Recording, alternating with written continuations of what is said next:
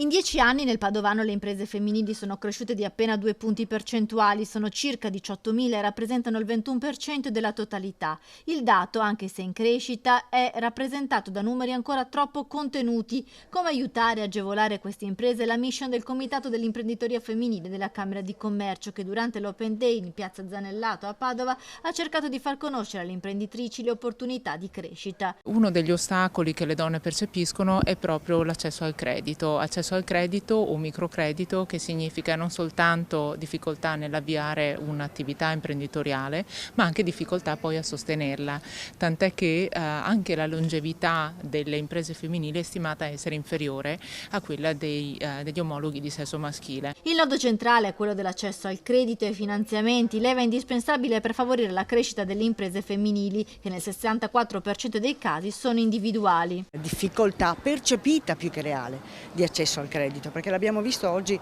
parlando con 7 istituti di credito,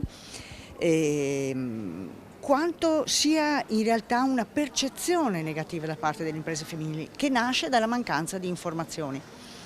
E permettetemi di essere abbastanza sensibile su questo tema della cultura finanziaria, che è veramente diciamo che a margine di miglioramento in Italia e a Padova.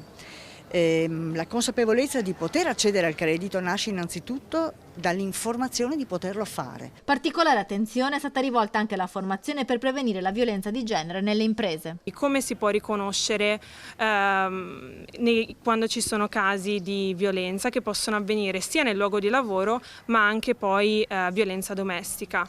Nel terzo incontro invece ci focalizziamo sul dare gli strumenti a un gruppo ristretto di dipendenti, che possono essere dei riferimenti che l'azienda vuole creare all'interno del suo staff, in modo tale che ci siano dei responsabili, delle figure che si occupino di ricevere, diciamo, le segnalazioni.